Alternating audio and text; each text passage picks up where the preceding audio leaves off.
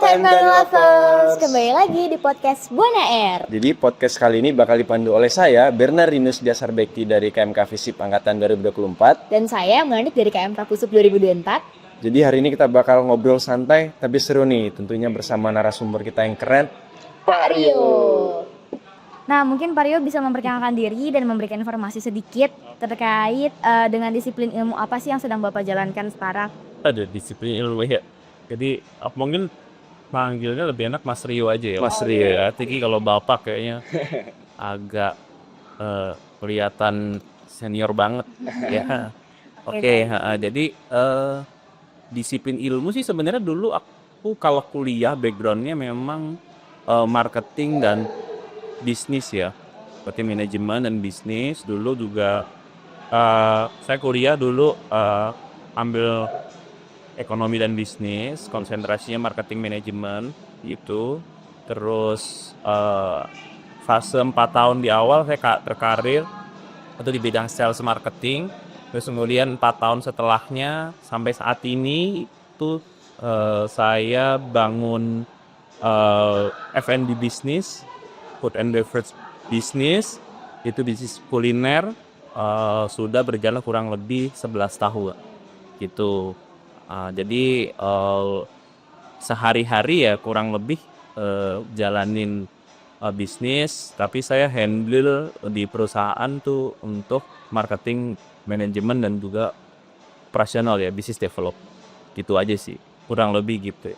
Berarti lama juga ya, udah 11 tahun. Ya sudah lama, ya sudah cukup lama kalau untuk kategorinya. Kita kan bisnisnya kan ayam geprek ya. Iya. Jadi kalau di Lampung ini pertama kali ayam geprek, Mr. Geprek yang saya jalanin itu yang pertama di Lampung. Kurang lebih gitu. Iya. Baik, terima kasih.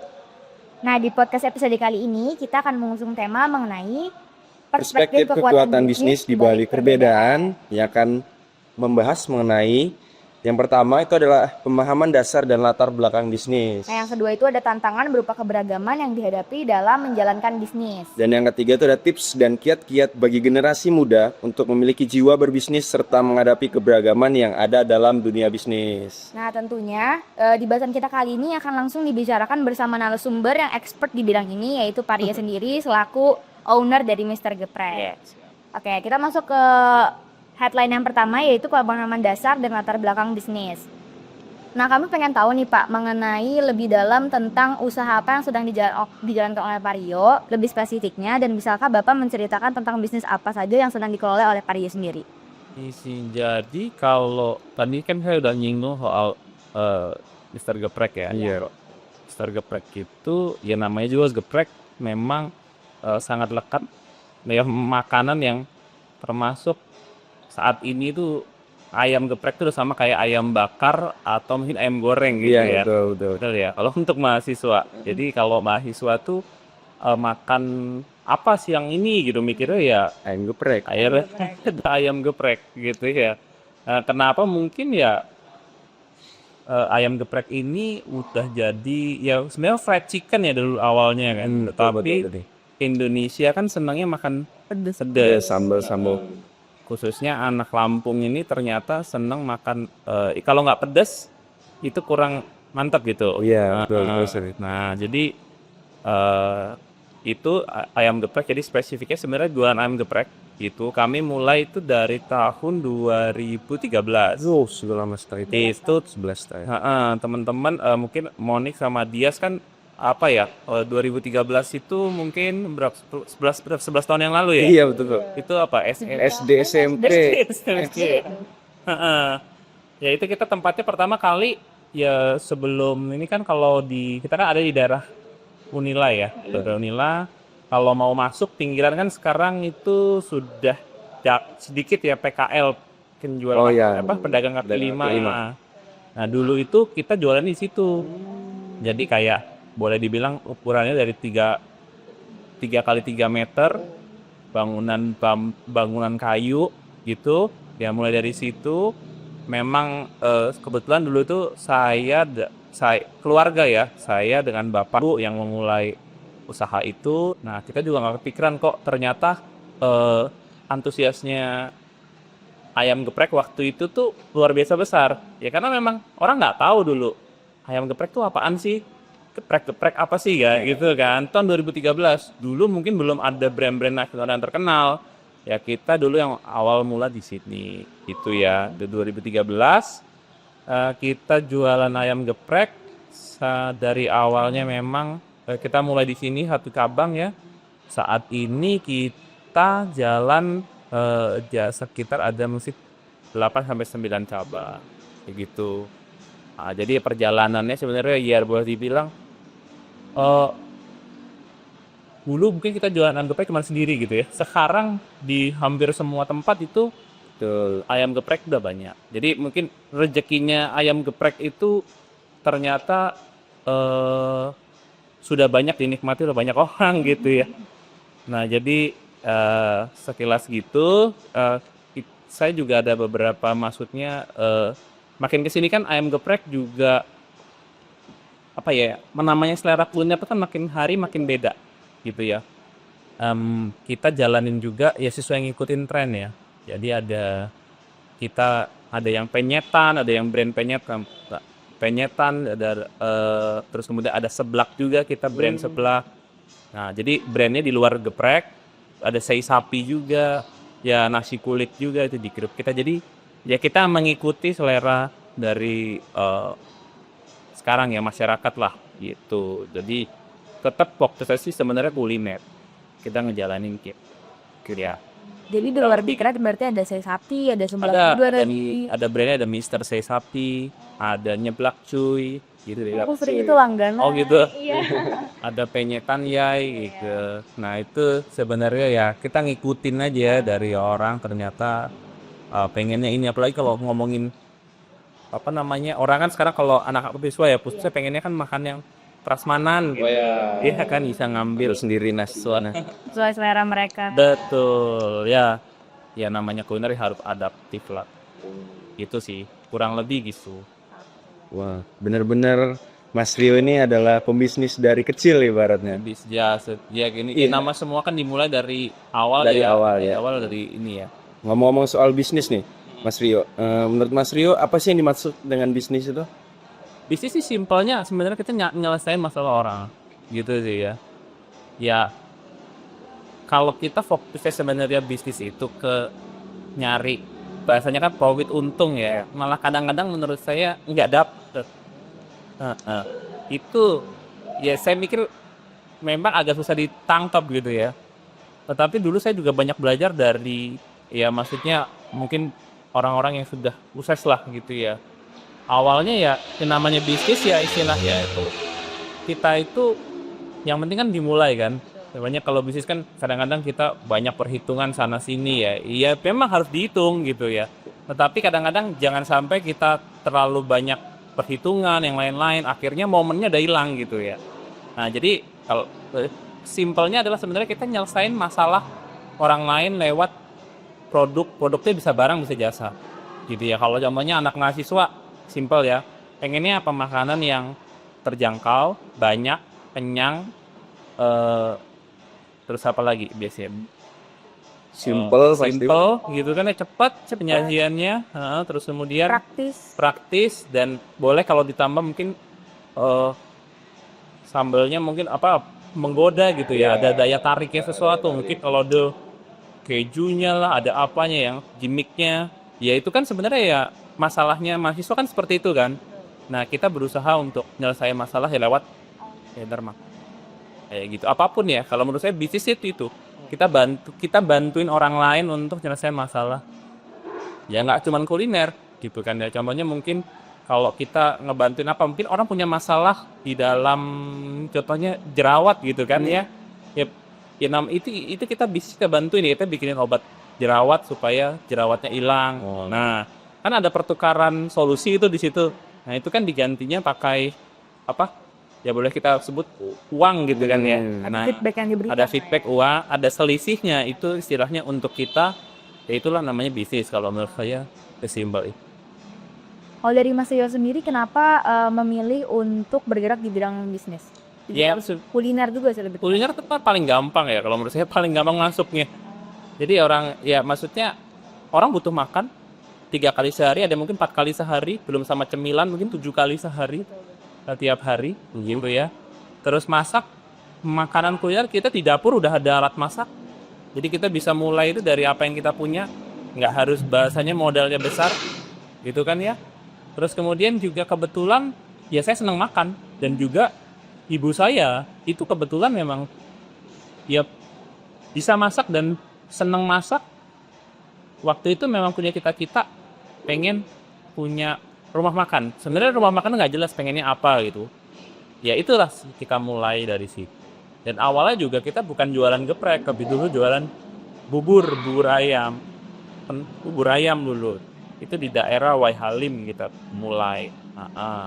Nah itu kenapa bubur ayam pun sebenarnya memulainya juga karena ada ruko, ada kios gitu yang disewakan di dekat tempat saya kerja waktu itu. Nah terus kemudian ada sewa, kita coba sewa lah. Waktu itu juga belum kepikiran mau usaha apa gitu kan. Ya udah, yang penting istilahnya dijadiin dulu, dibayarkan sewa awalnya dulu, DP-nya dulu lah bahasanya gitu. Baru ngobrol mau apa ya usahanya gitu. Oh kayaknya ibu kemarin enak deh bikin buburnya gitu. Kita disuka berarti ya. Nah ya udah kita coba untuk mulai dari situ ya. Misalnya kalau boleh dibilang the power of kepepet ya. The power Kepepet. Jadi kita mulai dari ya udah yang waktu itu kepikiran, nah lama kelamaan oh ternyata ada potensi nih dari jualan ayam geprek gitu. Kenapa ayam geprek? Dulu kan saya kuliahnya sama adik-adik saya itu di Jogja. Nah di Jogja itu memang anak mahasiswa dulu makan ayam geprek tahun 2013. Gitu. Udah ada ya? Sudah ada ya. Ya memang orang pertama yang jualan ayam geprek itu saya boleh bilang namanya Burum ya, mungkin bisa di Google lah. Nah, itu lokasinya ada di Yogyakarta di Merican. Nah ini itu the mother of ayam geprek itu. Ibu ayam geprek. Jadi berterima kasihlah sama Ibu Rum ya, karena sudah banyak orang yang akhirnya buka ayam geprek, bisa mungkin nyekolahin anak-anaknya, bisa ngidupin keluarganya ya. Awalnya dari dia. Betul. Nah gitu. Nah jadi ya itulah kilas balik mungkin kenapa jualan kuliner ya. Oke. Pastinya dalam menjalankan suatu bisnis atau usaha ini tentunya tidak terlepas dari manajemen perusahaan yang baik Pak ya. Maupun manajemen sumber daya manusianya juga pasti. Mungkin kami ingin mengetahui juga jumlah karyawan serta bagaimana sih Mas Rio ini mengelola sumber daya manusia tersebut di perusahaan yang dikelola Mas Rio sekarang. Oke. Kalau ya memang mengelola sebuah usaha itu sebenarnya yang paling penting adalah orang ya, people first ya, maksudnya people first, baru menurut saya itu baru people itu kan ada dua ya, people itu bisa karyawan kita atau mungkin konsumen kita. Nah jadi kadang-kadang sama ya bahas itu lagi produk kita gitu kan ya. Nah kadang-kadang yang mungkin bagi kita tuh kita terlalu selfish, mikirin terlalu produknya gitu ya, jadi produknya dibagusin yang lain-lain, padahal sebenarnya kan yang paling penting itu sebenarnya produk sejadi itu kan karena orang yang ngejalaninnya kan. Dan kita juga ya apa ya, maksudnya awal-awal mungkin kita mulai sendiri, tetapi setelah udah mulai jalan ya kita nggak bisa tutup mata, kita butuh bantuan orang lain gitu ya. Kalau kita mau usahanya mungkin bergerak berkembang cepat ya kan, ya itu kita harus bagi peran kan. Nggak mungkin kita kerjain sendiri, kita juga sebagai manusia punya batasan gitu kan ya. Nah jadi menurut saya tuh setiap hari itu adalah ngurusin tim, ngurusin orang gitu ya. Dan orang tuh kan punya karakteristik masing-masing gitu kan ya. Ada kalanya dia tuh istilahnya mungkin punya masalah, mungkin bete gitu ya, ada mungkin happy ya, itu kita ngelola mereka kan. Nah makanya ya intinya sih sebenarnya mengelola tim itu, pertama kita punya slogan di Mr. Geprek tuh we are number one, we are family. Maksudnya we are number one tuh kita tuh tetap jadi kesatuan, bisa jadi yang terbaik gitu, tapi jangan lupa kita tuh we are family gitu ya, kita di keluarga. Yang namanya keluarga itu adalah ya bukan terlepas, akhirnya hubungannya bukan terlepas dalam pekerjaan doang, tetapi lebih daripada itu. Ya saya menganggap karyawan saya, tim saya itu ya bagi adik-adik saya gitu ya. Mungkin orang tua saya menganggap timnya sebagai anak-anak gitu. Saya juga berasa anggap anak-anak ya. Itulah semangat untuk mengelola tim di kami gitu. Jadi ya setiap hari pasti ada masalah, setiap hari pasti ada hambatan ya. Tetapi namanya bisnis itu kan eh, semakin kita baik jagain tim kita gitu ya, itu mereka awet, mereka bisa kerja makin lama, mereka bisa jadi sumber rezeki ke keluarga masing-masing. Nah itu yang bikin long last bisnisnya. Kadang-kadang banyak mungkin bisnis itu yang berapa bulan mungkin udah tutup gitu ya. Iya. Itu biasanya kenapa? Nggak semata-mata bukan produknya yang kurang oke, mungkin sepi atau enggak, tapi biasanya malah banyak mungkin timnya yang nggak kuat gitu. Ada tim yang mungkin baru berapa waktu udah resign gitu, atau mungkin udah ninggalin aja. Nah, biasanya begitu. Jadi kuncinya yang menurut saya tuh ya ngelola, jadiin karyawan tuh bukan sebagai bukan sebagai aset aja, tapi sebagai partner kita. Nah gitu kurang lebihnya. Oke, baik. Ternyata dari sini kita belajar kalau menjual bisnis tuh bukan hanya menjual dan menjalankan bisnis tuh bukan cuma menjual dan membeli, tapi ada banyak juga faktor yang harus dipertimbangkan. Contohnya kayak tadi tuh, people first. Dan salah satunya juga adalah manajemen sumber daya manusia yang ada di perusahaan tersebut. Ayo kita masuk ke headline kedua, yaitu tantangan berupa keberagaman yang dihadapi dalam menjalani bisnis. Nah, tentunya di dalam bisnis yang Mas Rio jalankan itu ada tantangan yang perlu dihadapi. Mungkin sebelum ke pertanyaan berikutnya, kami ingin mengetahui dulu nih, suka dan duka apa saja menjadi pebisnis yang telah Mas Rio lakuin. Kalau dibilangin suka tuh, saya tuh gimana ya? Kalau boleh dibilang kalau kita kerja ya, kalau kita kerja itu kan kita kadang-kadang ya udah kerja, kita berangkat jam 8 sampai jam berapa jam? Jam 5 sore sampai jam 6 ya. Tapi kalau menurut saya namanya bisnis itu 20 maybe berapa lama ya. Iya. Karena kita selalu berpikir oh harus gini, oh ada masalah ini, harus ini. Nah, gitu kan ya. Dan jujur saya tuh sama mungkin keluarga gitu ya, karena jalanin bisnisnya kan ini family bisnis ya. Perbincangan di tempat meja makan kita tuh ngomongin bisnisnya kita ya, kayak gitu ya. Jadi tapi dengan fun, maksudnya bukan nggak serius benar. serius, bukan serius ini, tapi kita kayak ya karena kita nggak lepas dari ini. Dan ya saya tuh kayak boleh dibilang kadang-kadang juga terlalu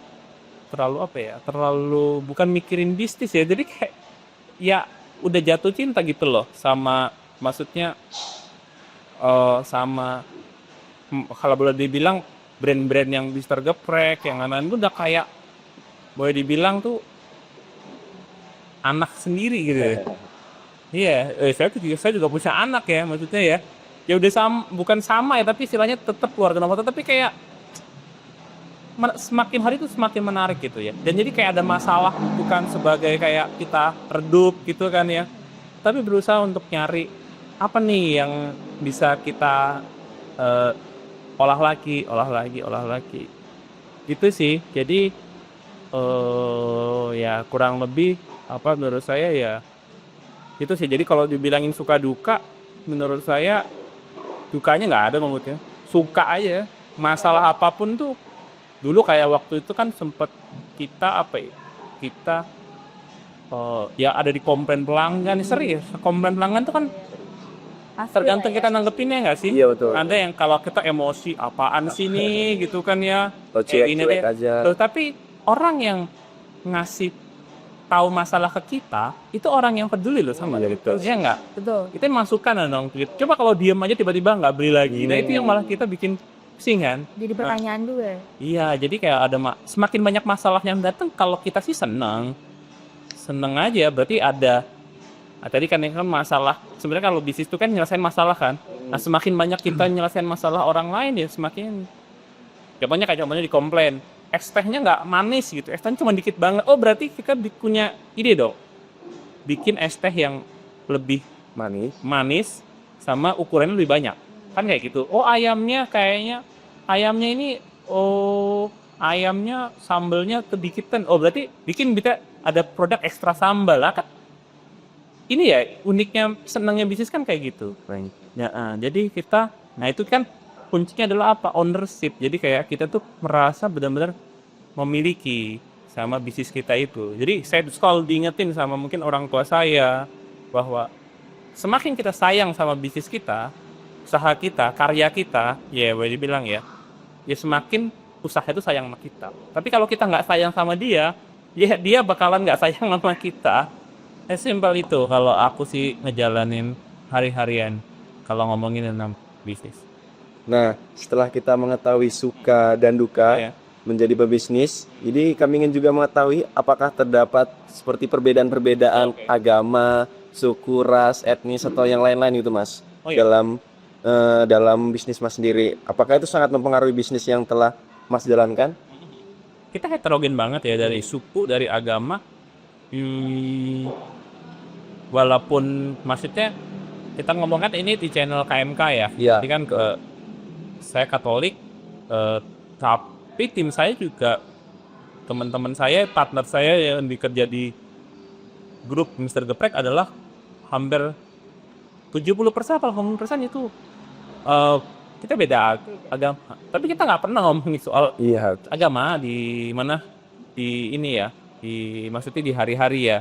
Ya kita kayak capeknya pagi mau mulai ya, kita selalu berdoa, tapi berdoanya ya sesuai kepercayaan masing-masing gitu ya. Dan jadi perbedaan usia juga iya ya. Nah, perbedaan usia, apalagi sekarang itu kan mengelola apa namanya tim kita kan banyak kan masih muda-muda ya, atau Gen Z ya. Gen Z itu kan ya ada ya, kalau sananya kalau konten-konten di sosial media itu berjualan tipe Gen Z gitu kan ya. Swing apa namanya mood-moodnya mood swing ya. Nah ya itu menariknya kalau menurut saya, perbedaan itu yang membuat kita itu kuat. Jadi fokusnya jangan ke kelemahan kalau menurut saya. Kalau sehari-hari gitu kita fokusnya ke kekurangan tim gitu ya. Kita ini kurang ini gitu kan ya. Ya akhirnya tim kita juga nggak nyaman. Ya jadiin sebenarnya perbedaan itu kayak contohnya mereka itu, kalau saya punya Gen Z itu kan banyak kan mereka itu punya cara sendiri untuk bekerja. Betul. Iya kan, punya cara sendiri bekerja. Mereka malas yang ribet-ribet, mereka malas kayak terlalu banyak sifatnya yang seremonial, yang terlalu resmi gitu ya. Dan mereka pengennya adalah directionnya itu bukan berdasarkan perintah atau ancaman, tetapi berdasarkan inspirasi ya. Mereka, lu kalau ngelakuin ini nanti lu dapat kayak gini nih. Nah biasanya mereka senangnya gitu. Nah itu kalau menurut saya kalau mengelola perbedaan, kalau hari-hari itu fokusnya kepada kekuatan setiap orang. Setiap orang punya kekuatan masing-masing. Even yang orang itu penting kita punya tim yang pendiam gitu ya. Orangnya kok kaku banget, selalu istilahnya bahasanya kalau saya tuh bigong dulu baru suara gitu ya. Tetapi percayalah mereka itu punya kekuatan masing-masing. Saya punya tim yang agak sedikit introvert boleh dibilang ya, tetapi dia sangat very very detail untuk ngerjain apapun.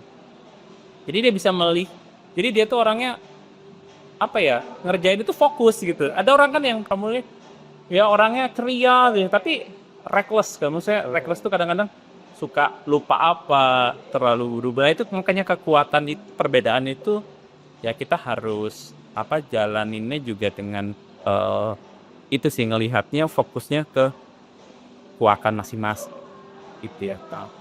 Dilihat dari adanya perbedaan tersebut, ada nggak sih menurut Mas Rio yang memberikan pengaruh besar bagi bisnis yang dijalanin oleh Mas Rio?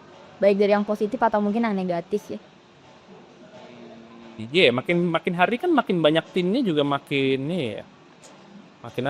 Tricky juga. Makin tricky ya. Kita juga nggak, kalau saya dan tim itu juga senang, maksudnya makin hari harus makin terbuka terhadap orang baru gitu.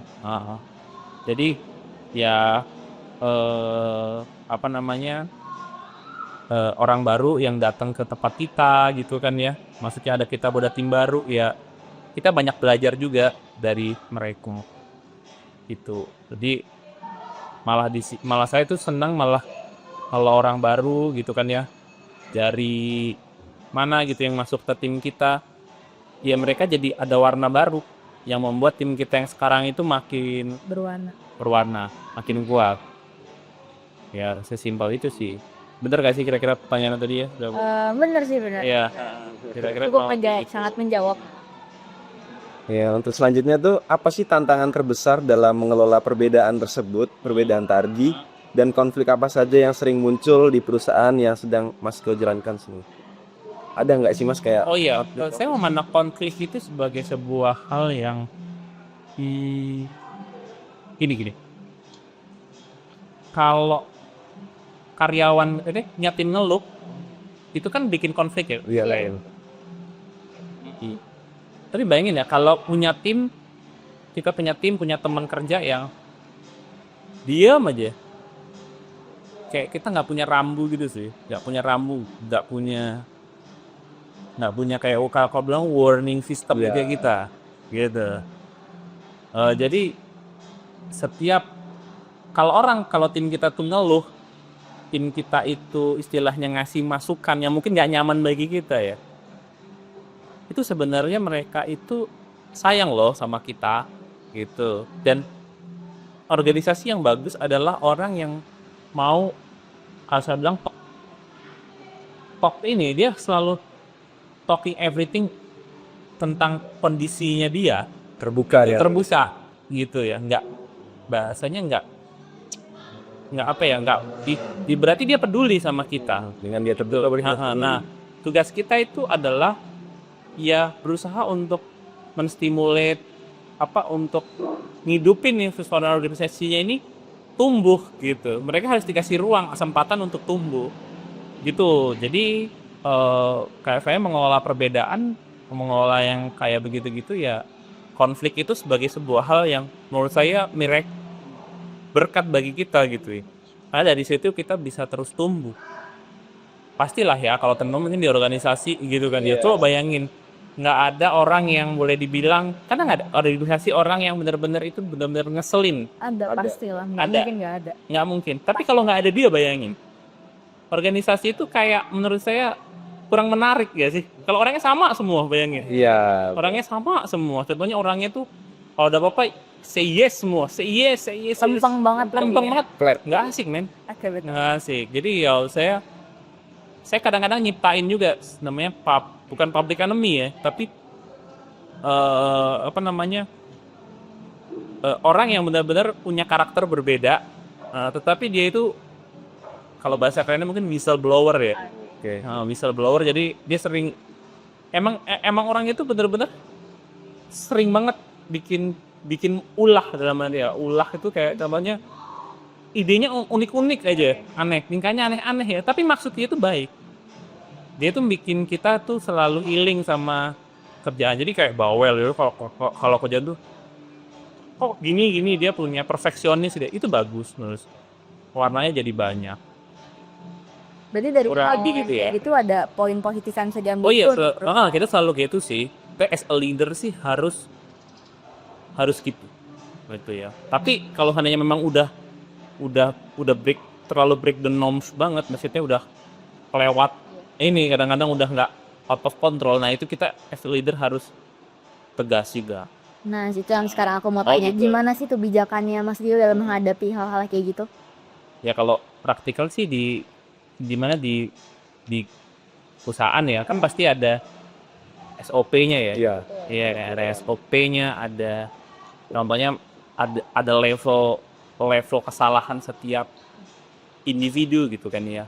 Tapi juga ada reward kan. Kalau orang bagus kerjanya ya dapat reward. Tapi kalau reward kan berarti kayak ada, kalau biasanya kita ada best employee of the month gitu kan. Ada best employee of the year, itu ada kita. Kalau yang kurang ya berarti memang ada contohnya peringatan pertama, peringatan kedua, SPSH, surat peringatan kedua, sampai nanti akhirnya mungkin termination by the reason ya, by reason maksudnya ada alasan yang nggak tiba-tiba kita ngeluarin orang karena gua nggak suka sama lu gitu. Nah, nggak gitu. Nah, itu sebenarnya menurut saya tetap kita as a leader ya harus oh, balance ya. Jadi antara reward sama punishment itu harus kita jagain.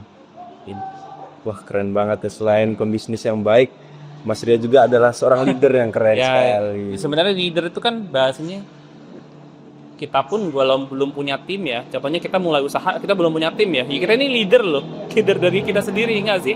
Iya betul. Betul. Lawan kita apa? Partner kita apa?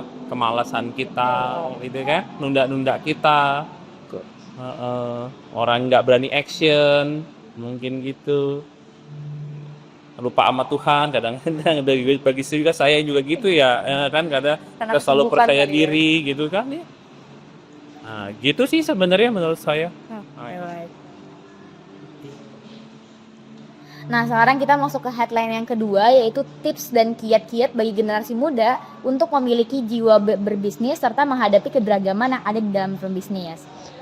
Nih tadi kan dari kita udah ngebahas Gen Z kan. Mas Rio sendiri nih melihat generasi sekarang, salah satunya terutama juga generasi Z sekarang, gimana sih perspektif dari Mas Rio sendiri dalam menilai potensi bisnis yang akan dimiliki oleh Gen Z? Gimana ya? Kadang-kadang tuh saya juga tetap gini. Nggak semua orang itu harus jadi pengusaha. Itu basic yang harus kita pahami. Pengusaha itu sebenarnya apa namanya, nggak usah menganggap mesti gini, nggak, kalau kita berkarir, kita punya pilihan karir, itu sebenarnya menurut saya itu kita tuh jadi pengusaha kok gitu. Jadi saya tuh nggak apa namanya tadi kan peluang usaha ya tadi. Peluang itu. Ya. Itu nggak sih Betul. pengusaha di Potensi. potensi Dalam- bisnis gitu iya. kan ya. Ya sebenarnya potensi, bahasanya potensi bisnis itu, karena saya itu kan hampir 6 tahun kan, 6 tahun atau 7 tahun tuh kan berkarir juga jadi istilahnya bekerja di perusahaan gitu ya. Itu sebenarnya kita tuh juga jadi apa, kalau boleh dibilang, saya bilang tuh apa namanya, kan ada entrepreneur ya kalau bisa ya. Benar. Entrepreneur. Itu kan kalau di perusahaan itu kan intrapreneur ya. Intrapreneur ya. Aku baru tahu. Tapi intrapreneur tuh kayak kita tuh kita tuh sebenarnya sedang menjual diri kita di perusahaan itu, ya enggak sih? Menjual value kita. Kalau kita tuh istilahnya kerjanya itu bagus, kerjanya itu cepat selesai, terus kita tuh bisa kasih nilai tambah ke perusahaan, karena kita juga dapat reward yang lebih kan. Sebenarnya kan begitu kan. Nah itu kan sebenarnya kita juga sedang berbisnis juga kan, dan kita menjadikan, kita kalau contohnya saya dulu kerja di sales kan, ada target perusahaan kan. Nah target perusahaan itu ya mau nggak mau kita harus achieve kan setiap tahunnya kan. Nah itu kan butuh orang-orang yang bermental entrepreneur gak sih, untuk bisa nyelesain banyak masalah orang lain supaya produk dari perusahaan itu tercapai. Nah terus kalau kita istilahnya istilahnya bahasanya wah cuma masalah istilah sih kalau menurut saya. Ketika kita buka usaha sendiri gitu kan, itu kan sebenarnya cuman kita pindah apa ya, pindah bagian aja, pindah bagian ya, kita jalanin usaha kemudian usaha itu kita ngejalanin gitu ya, nggak pakai payung perusahaan, kita bikin perusahaan sendiri. Nah yang saya maksudkan adalah kalau untuk Gen Z itu potensi peluang bisnis itu banyak banget gitu loh. Kalau seandainya nggak usah ribet-ribet, jadi nggak usah kita mikirnya itu ribet. Ya udah lu lakuin aja apa talenta kamu gitu kan ya, dijadiin bisa bantuin orang lain, itu menurut saya sudah jadi pengusaha gitu sih. Maksud nggak Ya, saya maksud ya. Mudah-mudahan gitu ya. Jadi kadang-kadang kita nih gini, jadi kadang-kadang aku agak kurang suka kalau seandainya habis lu kenapa nggak jadi pengusaha aja gitu ya, gitu. Apa nggak begini gini, aku nyari kerja, aku nggak bakal jadi pengusaha, nggak gitu. Pokoknya apapun yang Tuhan kasih ke kamu jadi berkat gitu ya, bisa jadi masalah, bisa jadi bantuin orang itu bisa ngasih kita sesuatu ya, maksudnya kesempatan mungkin apa itu kan ya, itu kita tuh udah jadi entrepreneur by ourselves loh. kayak gitu sih. Dan kalau kita udah mulai mikirnya kayak gitu, bahwa setiap kita ngelakuin apa itu bisa nyelesain bantuin orang lain, itu aku yakin orang-orang yang bisa bertahan di dunia ini sampai kapanpun. Maksudnya kuat gitu loh. Tapi kalau kita masih kayak harus, contohnya harus usaha itu harus ada tempatnya, bener gak ya? Harus ada tempatnya, terus harus ada media, harus ada modalnya. Modalnya. Nah itu yang kadang-kadang membuat kita jadi nggak jadi nggak ini ya, jadi susah gitu untuk berkembangnya. Bener nggak? Jadi kayak contohnya, aku pengen usaha, harus ada modal 50 juta, 100 juta. Usaha yang bener adalah coffee shop gitu kan ya. Katanya, saya gara-gara banyak pengen coffee shop gitu kan ya. Alatnya harus gini, harus proper gini. Ya, kita ngukur ke diri kita lah, gitu kan ya. Ya, kenapa nggak paling simpel aja sebenarnya belajar untuk jualan aja, untuk jualan. Kalau kamu jurusan apa? Ilmu pemerintahan. Ilmu pemerintahan. Kamu? Sama ilmu pemerintah. Ilmu pemerintahan. Ilmu pemerintahan itu apa? Salah satu base knowledge yang diajarin. Teori apa? Ekonomi dan pemerintahan. Ekonomi pemerintahan. Kira-kira apa yang bisa kamu dari, contohnya kamu belajar apa? Bisa nyelesain masalah apa orang? Bisa menyelesaikan masalah seluruh malah, keseluruhan kan. Ada permasalahan di mana orang sulit untuk, Misalnya tingkat kemiskinan gitu. Pengangguran. iya, tingkat pengangguran gitu kan ya. Kamu bisa bantuin orang untuk nggak nganggur lagi. Biasanya kan gitu ya. Itu kan sebenarnya sudah bisa jadi produknya kan macam-macam kan. Tinggal makanya fokusnya sih sebenarnya ke market aja, ke kebutuhan masyarakat apa yang kita butuh selesain gitu. Nah itu bisa jadi, saya sharing maksudnya, contoh nih, dulu saya pernah bikin usaha tuh agency social media agency ya kan. Nah, ini sedikit cerita gitu ya. Saya jalaninnya dulu awal tanpa modal. Tahu nggak caranya gimana? Caranya gini. Biasanya kalau orang usaha PKM gitu ya, mungkin ya, mereka kan kalau nggak percaya sama kita, nggak mau dong ngeluarin uang kita, iya nggak? Betul ya. Biasanya kita apa? Nawarin dulu kan, sampling dulu kan. Iya. Lu coba dulu deh jasa gue, gitu kan. Nah, aku pakai kayak gitu. Jadi aku berikan for free produk gitu ya, berjasa aku fotoin deh makanan kamu, aku desain deh. Terus kemudian dia kan ngerasa kayak, bagus nih, aku udah dibantuin gitu kan ya. Terus kira-kira kalau aku nawarin sesuatu ini ya, terus kadang aku nawarin tuh, gimana, ada masukan, ini bagus nih, kamu bagus ya. Kira-kira kalau aku tawarin sesuatu ke dia yang pakai dong jasaku gitu, mau nggak Birek? Mau, karena aku udah giving sesuatu kan ke dia. Kayak modal nggak aku nanya? Enggak kan? Ya modal aku cuman istilahnya ngebantuin dia, dan itu kan namanya era digital saat ini kan gratis semua. Nah, aku harus bikin kantor dulu dong. Enggak. Bener kan? Jasa juga lumayan dulu. Satu project itu bisa dapat sekitar angka 3 juta sebulannya. Itu baru satu tempat ya, belum berapa kan. Sesimpel itu kan.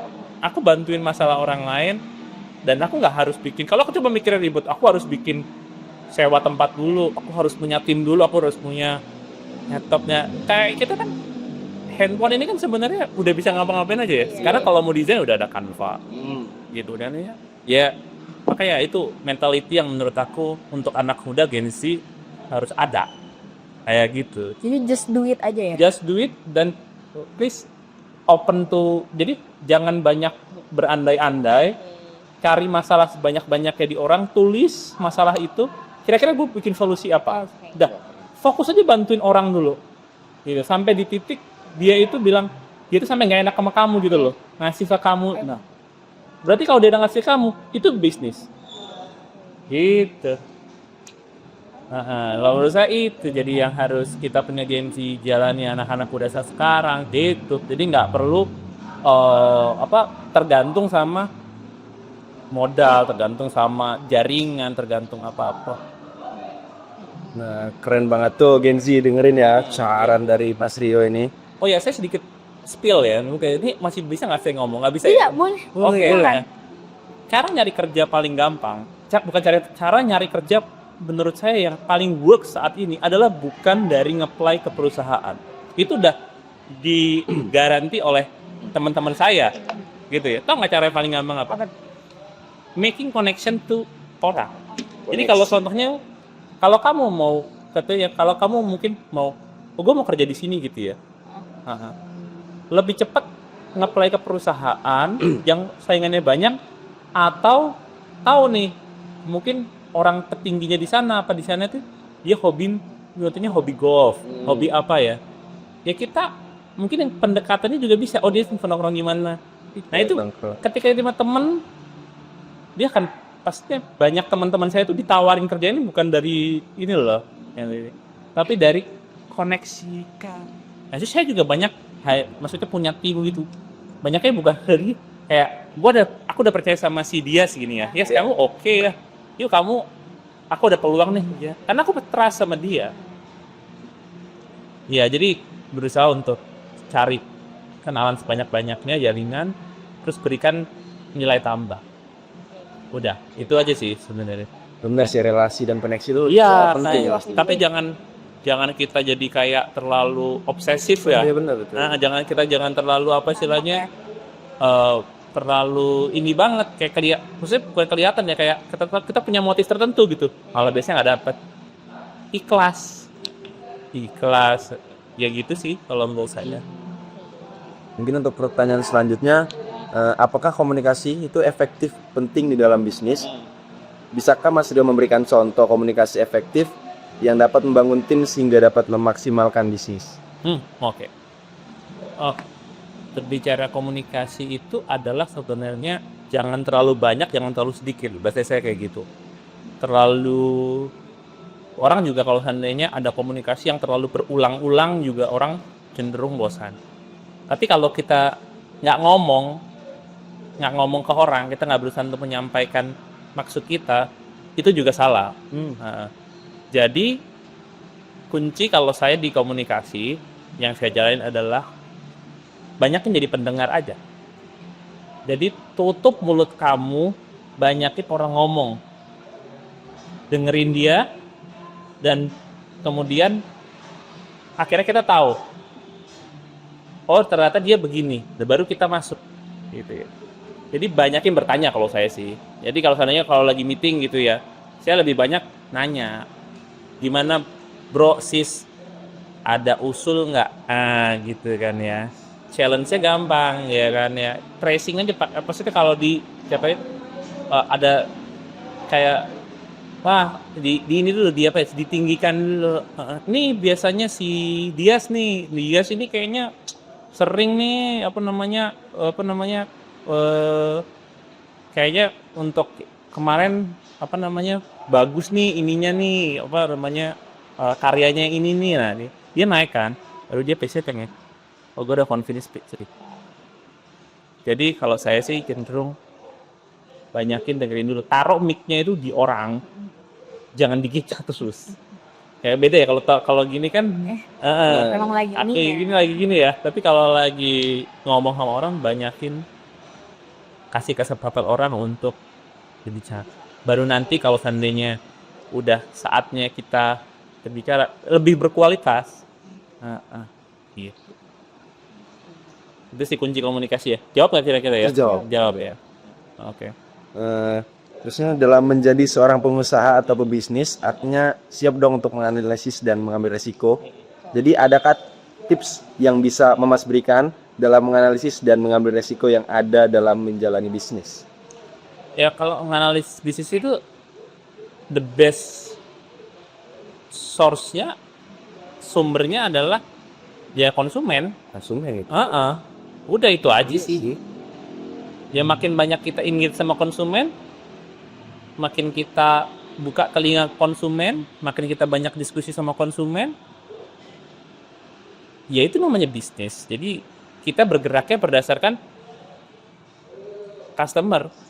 Itu. Gitu aja. Sebenarnya nggak ribet loh. Kayak contohnya kayak kita ya sebenarnya banyak yang harus analis dari pakai teori ini ya benar. Nah tapi dengan kita banyakin nanya ke customer aja itu udah oke. Nah, banyak kan kita tuh kayak udah jalan, kita punya seolah-olah punya ini sendiri, punya apa namanya, punya teori sendiri lah gitu. Habis baca sesuatu kayaknya gue harus ngelakuin ini. Enggak sebenarnya enggak harus kayak gitu. Banyakin aja customer pengennya apa ya udah kita jalanin gitu.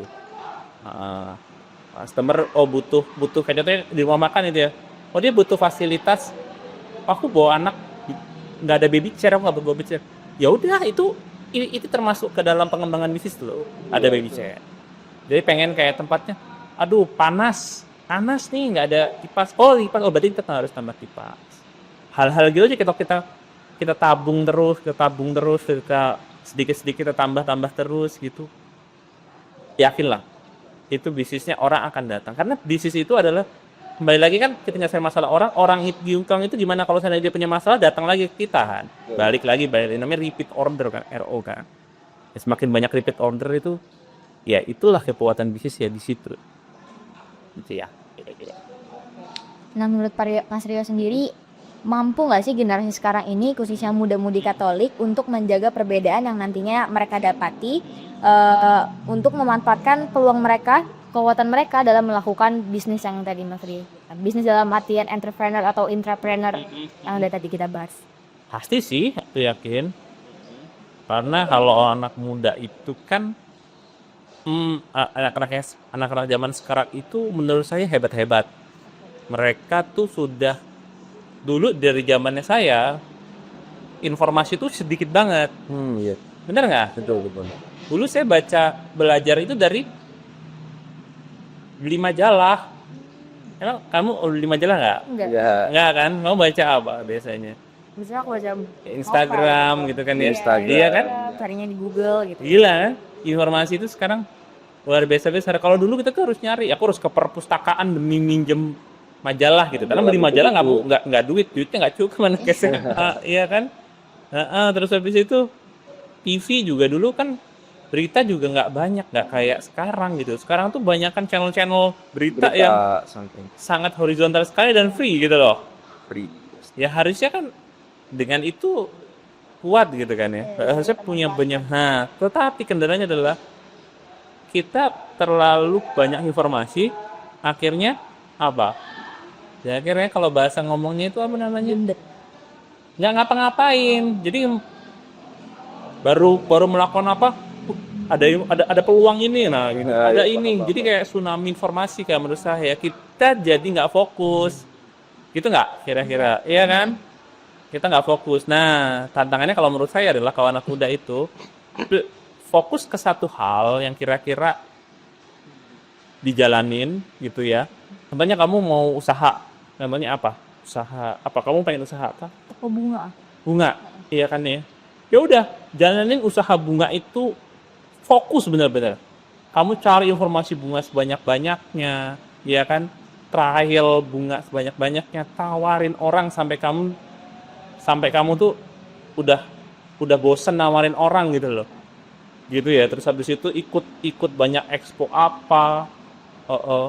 Terus namanya Flourish itu kan macam-macam ya, ada tren-trennya.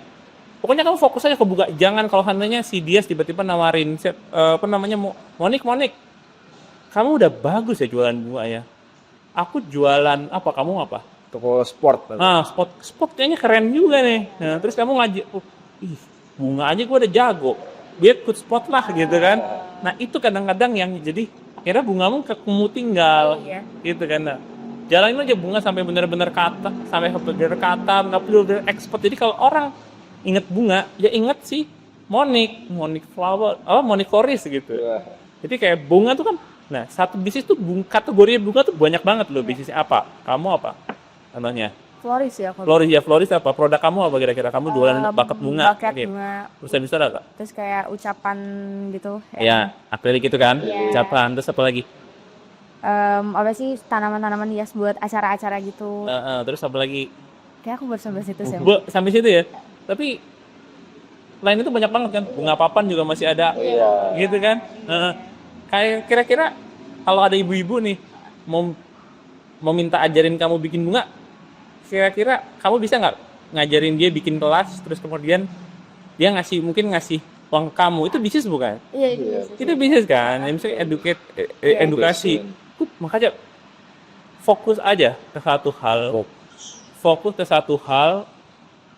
Permasalahannya kebosanan kadang-kadang dan butuh apresiasi. Nah, jadi pengusaha itu kadang-kadang kita tuh minim apresiasi loh, ya nggak? Malah kadang-kadang lebih diapresiasi oleh title tertentu. Jadi kalau kita kerja atau title tertentu itu apa gitu kan kadang-kadang gitu ya. Dan pengusaha itu padahal sebenarnya pengusaha tuh nggak ada batasannya. Jadi maksudnya kalau kita berusaha, tapi asalnya lah fokus sampai berapa tahun gitu, nggak mungkin nggak ada. Banyak orang akhirnya usaha tutup ya karena apa? Fokusnya hilang. Udah merasa jago, pengen nyoba yang ini. Gitu aja sih. Untuk pandangan untuk Genzio. Gitu ya. Oke. Dari semua headline yang udah kita bicarakan tadi, aku dapat menyimpulkan kalau menurut Mas Rio, bisnis itu menyelesaikan masalah orang. Pun juga suka duka tuh pasti bakal terus kita jalani, tapi ya bagi lagi ke bagaimana seorang pembisnis itu bisa menanggapi masalah-masalah yang ada dalam usaha atau perusahaan mereka. Dan yang terakhir tuh saran untuk Gen Z adalah fokus ke satu hal, jangan ke distract sama hal-hal lain. Gitu. Aku juga minta closing dong dari Mas Rio. Ada nggak sih satu kata atau dua kata untuk kita mungkin atau mungkin untuk pembisnis di luar sana? Dari Mas Rio sendiri gimana? Ya aku juga masih belajar lah ya. Tiap hari juga ada up and down-nya. Mesti ngerasa kadang-kadang juga aku bisa nggak sih nyelesain masalah ini gitu. Kok masalah nggak selesai sih gitu kan ya. Karena sering kayak gitu juga. Gitu kan ya. Apalagi namanya bisnis itu kalau saya bilang penuh dengan ketidakpastian gitu kan ya. Ya kayak contohnya dulu kita nggak pernah tahu pandemi kemarin terjadi bagaimana gitu kan ya. Tetapi percayalah dalam setiap apapun kita nggak sendiri gitu ya. Kita harus kasih percaya sama ke orang-orang terdekat kita gitu ya. Dan terus kemudian juga jangan apa ya, dalam artian jangan fokusnya kita kan ngomongin masalah tadi bagus gitu ya, tapi jangan fokusnya ke kekurangan. Saya ngomong tadi ya, kekurangan kita, fokusnya adalah selalu kita punya kelebihan apa gitu yang harus kita jalanin. Dan banyak kan apa ya, saya bilang tuh cobain hal-hal yang menantang nih, cobain ambil resiko apapun yang banyak gitu ya. Ambil resiko yang banyak yang kadang-kadang kita itu sampai menurut saya itu sampai gemeter gitu ya. Karena kita udah ngambil resiko yang kadang-kadang di luar comfort zone kita. Batas kita. Iya. Ambil itu, mumpung kita masih muda. Kalau udah tua, udah berkeluarga, apalagi udah punya anak kayak saya, anak saya 3. Gitu kan ya. Kalau mau ngambil sesuatu resiko tertentu, ada yang ngingetin, ada yang kayak kita udah punya batasan gitu. Tapi kalau kamu masih muda, belum punya tanggungan apa-apa, ambil sebanyak-banyaknya gitu. Jadi itu yang membuat kita terus tunggu gitu sih. Jadi kalau contohnya habis di kampus ya banyakin aja, maksudnya banyakin kegiatan yang kira-kira bikin kamu punya banyak temen. Nah, kembali lagi namanya bisnis itu adalah yang penting itu kan apa? Kekuatan customer kan. Nah, ketika nanti kamu punya banyak teman, punya jaringan tuh bukan cuma teman sebaya loh, tetapi naik ya. Jadi aku ketemu dia sama Monik gitu kan ya. Akhirnya punya kenalan kan. Suatu hari aku bisa kayak butuh apa sesuatu inget nih Monik. Nah, kasih banyak ingatan-ingatan ke orang bahwa Monik itu punya value loh. Dia itu punya value. Nah, itu yang bikin kita sampai kapanpun bisa survive. Nah, aku sih cuma ngomong gitu. Kira-kira gitu sih. Untuk anak muda ya, dari kacamataku. Itu kira-kira ini ya, bisa ini ya. Terima kasih Mas Rio atas saran ya buat kami. Jadi KMK Lovers, itulah bincang santai tapi seru kita kali ini mengenai perspektif kekuatan bisnis di balik perbedaan bersama Mas Rio. Ya, siap. Terima kasih banyak kembali untuk Mas Rio karena sudah menjadi narasumber di podcast kami kali ini dan berbincang serta memberi nasihat yang pasti kepada kami anak-anak muda Katolik. Terima kasih juga untuk KMK Lovers yang sudah menonton dan mendengarkan podcast kali ini. Jangan lupa untuk like episode podcast kali ini dan jangan lupa juga untuk subscribe YouTube channel kita KMK Unila dan Spotify kita KMK Unila.